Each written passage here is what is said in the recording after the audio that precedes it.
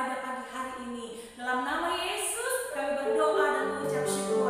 Haleluya, puji Tuhan. Semua anak-anak bilang amin. Sekarang waktunya kita mau bertepuk tangan buat Tuhan. Ada semua anak-anak kita bernyanyi bertambah-tambah dalamnya. Semangat ya.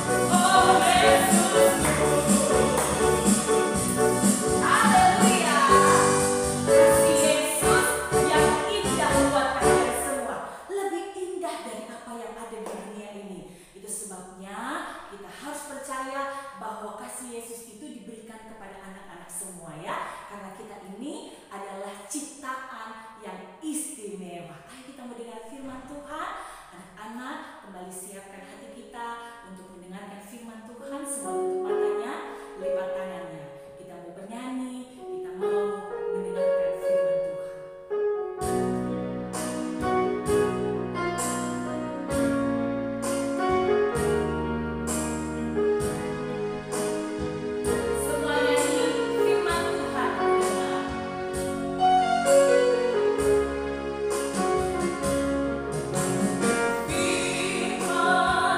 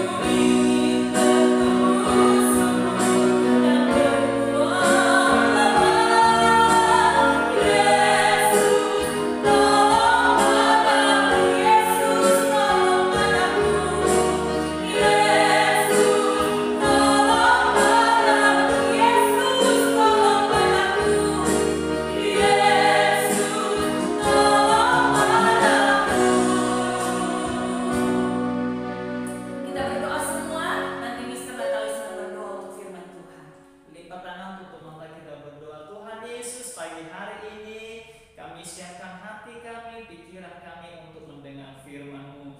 Berkati Tuhan hamba-Mu yang menyampaikan firman-Mu, sehingga pesan firman Tuhan disampaikan kepada kami.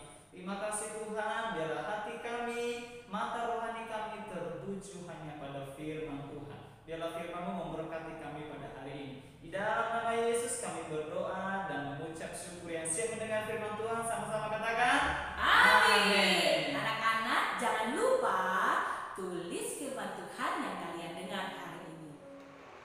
Shalom anak-anak, salam sejahtera bagi kita semua. Kembali lagi di ibadah kita hari ini. Tapi sebelum lanjut, kita berdoa terlebih dahulu. Terima kasih Tuhan atas segala kebaikan-Mu. Berkatilah ibadah kami hari ini. Kami akan mendengarkan firman-Mu dalam nama Yesus. Amin. Nah, anak-anak yang dikasih Tuhan, tema kita adalah Aku Istimewa. Mister mengajak kita untuk membaca Alkitabnya di dalam Kejadian 1 ayat 26 sampai 28. Mari buka Alkitabnya sama-sama. Kejadian 1 ayat 26 sampai dengan ayat 28. Anak-anak, kita sama-sama membaca, khususnya kelas 3 sampai kelas 6 sudah bisa membaca ya, dan juga siapkan alat tulisnya. Yaitu kita lihat anak-anak dalam Kejadian 1 ayat 26 sampai dengan 28 dikatakan, berfirmanlah Allah, baiklah kita menjadikan manusia menurut gambar dan rupa kita, supaya mereka berkuasa atas ikan-ikan di laut dan burung-burung di udara, dan atas ternak dan atas seluruh bumi, dan atas segala binatang melata yang merayap di bumi. Ayat 27 dikatakan, maka Allah menciptakan manusia itu menurut gambarnya, menurut gambar Allah diciptakannya dia, laki-laki dan perempuan diciptakannya mereka. Ayat 28 anak-anak, kita lihat dikatakan, Allah memberkati mereka, lalu Allah berfirman kepada mereka, beranak cuculah dan bertambah banyak, penuhilah bumi dan taklukkanlah itu, berkuasalah atas ikan-ikan di laut dan burung-burung di udara, dan atas segala binatang yang merayap di bumi. Anak-anak yang dikasih Tuhan, tentu saja anak-anak sudah tahu dan sudah sering mendengar dan dapat menguraikan tentang kisah penciptaan. Nah, seperti yang ada pada video berikut ini.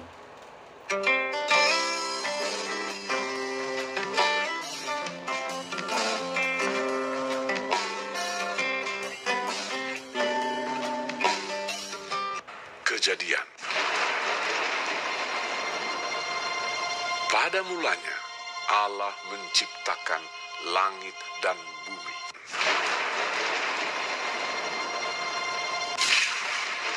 Bumi belum berbentuk dan kosong. Gelap gulita menutupi samudra raya. Dan berfirmanlah Allah, jadilah terang. Lalu terang itu jadi. Lalu dipisahkannyalah terang itu dari gelap. Dan Allah menamai terang itu siang, dan gelap itu malam. Itulah hari pertama.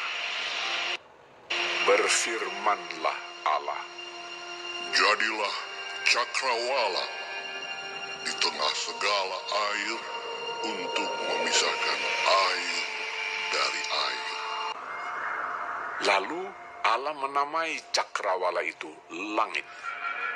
Itulah hari kedua. Berfirmanlah Allah, hendaklah segala air yang di bawah langit berkumpul pada satu tempat, sehingga kelihatan yang kering. Dan jadilah demikian. Lalu Allah menamai yang kering itu darat, dan kumpulan air itu dinamainya laut. Berfirmanlah Allah, hendaklah tanah menumbuhkan tunas-tunas muda, tumbuh-tumbuhan yang berbiji, segala jenis pohon buah-buahan yang menghasilkan buah yang berbiji, supaya ada tumbuh-tumbuhan di bumi. Itulah hari ketiga. Berfirmanlah Allah. Jadilah benda-benda penerang pada cakrawala untuk memisahkan siang dari malam. Maka Allah menjadikan kedua benda penerang yang besar itu, yakni yang lebih besar untuk menguasai siang dan yang lebih kecil untuk menguasai malam, dan menjadikan juga bintang-bintang.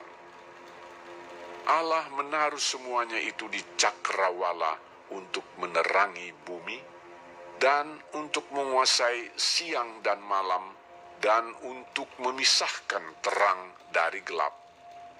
Itulah hari keempat. Berfirmanlah Allah. Hendaklah dalam air berkeriapan makhluk yang hidup, dan hendaklah burung berterbangan di atas bumi melintasi cakrawala. Lalu Allah memberkati semuanya itu. Itulah hari kelima. Berfirmanlah Allah. Hendaklah bumi mengeluarkan segala jenis makhluk yang hidup, ternak dan binatang melata, dan segala jenis binatang liar. Dan jadilah demikian. Firmanlah Allah. Baiklah kita menjadikan manusia menurut gambar dan rupa kita. Ketika itulah Tuhan Allah membentuk manusia itu dari debu tanah dan menghembuskan nafas hidup ke dalam hidungnya. Demikianlah manusia itu menjadi makhluk yang hidup. Selanjutnya Tuhan Allah membuat taman di Eden di sebelah timur. Disitulah ditempatkannya manusia yang dibentuknya itu. Maka Allah menciptakan manusia itu menurut gambarnya, menurut gambar Allah diciptakannya dia. Laki-laki dan perempuan diciptakannya mereka. Allah memberkati mereka. Lalu Allah berfirman kepada mereka, Beranak cuculah dan bertambah banyak. Penuhilah bumi dan taklukkanlah itu. Berkuasalah atas ikan-ikan di laut dan burung-burung di udara, dan atas segala binatang yang merayap di bumi. maka Allah melihat segala yang dijadikannya itu sungguh amat baik. Itulah hari ke-6. Berhentilah ia pada hari ke-7 dari segala pekerjaan yang telah dibuatnya itu. Demikianlah diselesaikan langit dan bumi dan segala Yang dikasih Tuhan, kita tadi sudah mendengar ya bagaimana kisah penciptaan, di mana Allah menciptakan langit dan bumi beserta isinya dalam 6 hari. Sedangkan di hari ke-6 Allah menciptakan manusia itu, yaitu membentuk dari debu tanah. Nah, anak-anak yang dikasih Tuhan, kita akan kembali ke renungan kita. Temanya tadi yaitu mengapa manusia atau mengapa aku istimewa. Aku istimewa. Kita lihat anak-anak, kalau kita perhatikan, manusia itu istimewa dibanding dengan ciptaan yang lain karena ada 3 hal yang kita perhatikan saat ini. Yang pertama, anak-anak, kata istimewa itu sendiri artinya bahwa memiliki keunggulan. Manusia memiliki keunggulan dibanding dari ciptaan yang lain. Dapat kita lihat tadi di dalam ayat 28 dikatakan berkuasalah dan taklukkanlah. Nah, Tuhan menyuruh manusia untuk berkuasa dan menaklukkan, ya. berkuasa dan taklukkanlah. Ini adalah bukti keunggulan manusia dari segala ciptaan yang lain. Nah, anak-anak yang dikasihi Tuhan, mengapa manusia atau mengapa aku lebih istimewa daripada yang lain? Karena pertama, kita lihat dari cara menciptakannya, bahwa manusia itu diciptakan, dirancang Allah Trinitas, berbeda dengan ciptaan yang lain. Kalau anak-anak perhatikan tadi dari ayat 26, bahwa sebelum manusia diciptakan, Allah Trinitas berunding, ya, hendaklah kita, ya, menciptakan manusia serupa dan segambar dengan kita. Nah, anak-anak yang dikasihi Tuhan, tapi ketika menciptakan makhluk yang lain, Tuhan hanya berfirman. Sementara untuk menciptakan manusia, manusia tidak diciptakan dengan berfirman, tapi dengan dibentuk. Ya, kita didesain oleh Allah, kita dibentuk oleh Allah, kita dirancang oleh Allah, kita dipikirkan oleh Allah Trinitas sebelum manusia itu dibentuk. Oleh karena itulah anak-anak yang dikasihi Tuhan, kita unggul, kita lebih utama daripada makhluk yang lain, daripada ciptaan yang lain, karena Tuhan merancang kita dari kekekalan, Tuhan membentuk kita, Tuhan mendesain kita serupa dengan gambar Allah. Dan itulah yang menjadi poin yang kedua, anak-anak. Ya, tadi dikatakan di dalam Kejadian 2 ayat 7, anak-anak, bahwa manusia itu diciptakan, dibentuk, ya, dari debu tanah. Nah, anak-anak yang dikasihi Tuhan, dikatakan ketika itulah Tuhan Allah membentuk manusia dari debu tanah dan menghembuskan napas hidup ke dalam hidungnya. Demikianlah manusia itu menjadi makhluk yang hidup. Jadi anak-anak yang dikasihi Tuhan, di balik jasmani kita, Tuhan membentuk, Tuhan memberikan napas, ya, ada napas, ya, kita dibentuk dari debu tadi. Setelah itu diberikan napas. Napas ini bahasa aslinya adalah roh, ruach, bisa diterjemahkan roh Allah. Jadi ada roh Allah di dalam diri manusia yang membedakan manusia dengan ciptaan yang lain. Nah, anak-anak yang dikasihi Tuhan, inilah kelebihan, inilah keistimewaan, inilah keunggulan manusia, kespesialan manusia dibanding dengan ciptaan yang lain. Lalu kita lanjut, anak-anak yang dikasihi Tuhan, ya, mengapa kita lebih istimewa daripada yang lain? Ya, mengapa anak-anak? Kalau kita lihat tadi, setelah manusia dibentuk, lalu yang kedua adalah dari segi wujudnya, ya, dari segi wujud, yaitu kita dibentuk, manusia itu dibentuk serupa dan segambar dengan Tuhan. Dalam Kejadian 2 ayat 7 katakan, ketika Tuhan Allah membentuk manusia dari debu tanah, menghembuskan napas hidup ke dalam hidungnya, demikianlah manusia itu menjadi makhluk hidup. Dikatakan kita serupa, ya, segambar dengan Allah. Nah, apa sih mister artinya segambar? Apakah kita sama dengan Tuhan?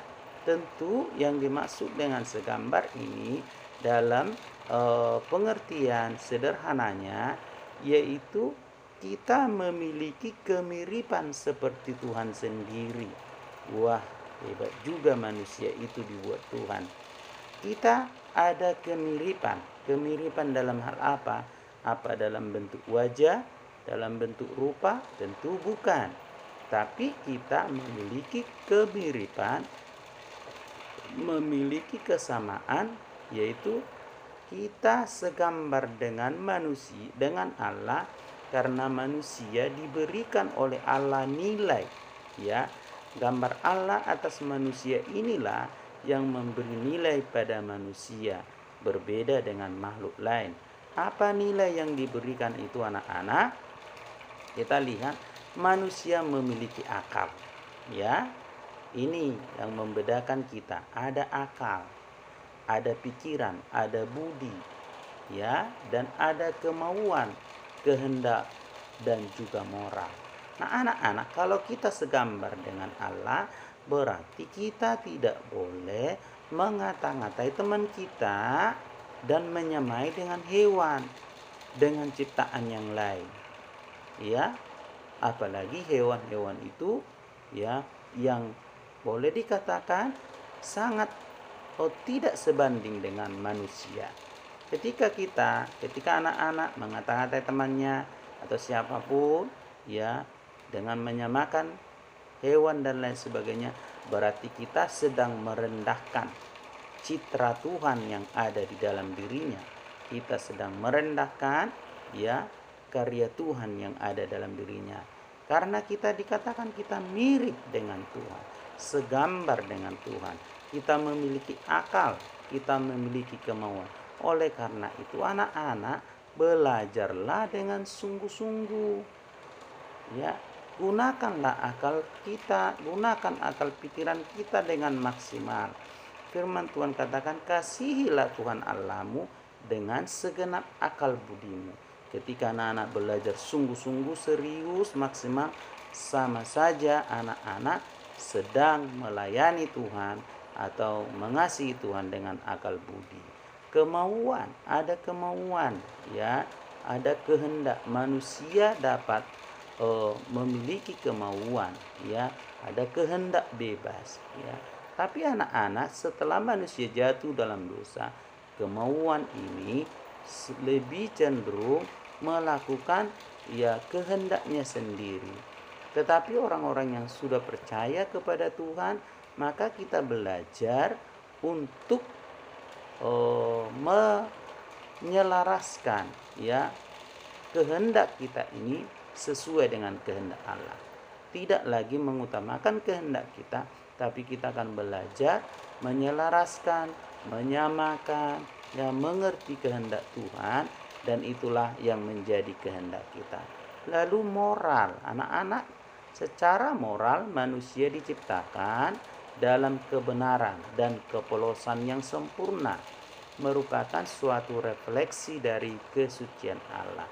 Tuhan memberikan moral kepada manusia, ya, kebenaran kepada manusia merupakan refleksi pantulan dari kesucian Allah.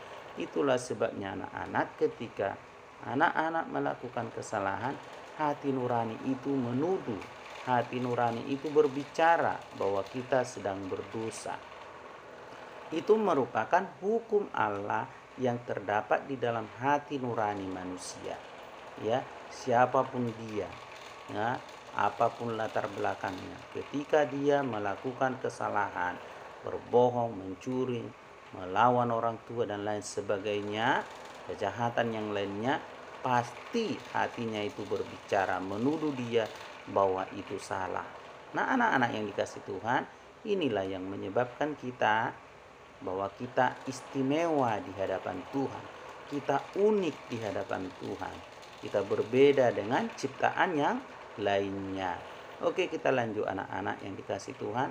Nah, yang berikutnya dari segi tanggung jawab, ayat 27 sampai 28 Allah memberi tanggung jawab, yaitu menaklukkan, menguasai, dan mengelola ciptaan itu.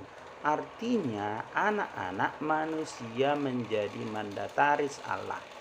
Artinya manusia menjadi perwakilan Tuhan untuk mengelola segala ciptaan, bukan untuk memusnahkan, tapi merawat, memelihara, menjaga kelestarian, ya, karena alam ini bukanlah milik manusia, tapi Tuhan percayakan kepada manusia, dan manusia dikasih Tuhan untuk mengelola demi kehidupan manusia, ya, tapi sesuai dengan kebutuhan, dan harus menjaga kelestariannya, menjaga agar hewan, agar makhluk itu tidak punah, ya, agar alam ini tetap terjaga, ya, dan kita adalah mandataris daripada Allah untuk merawat segala ciptaan ini.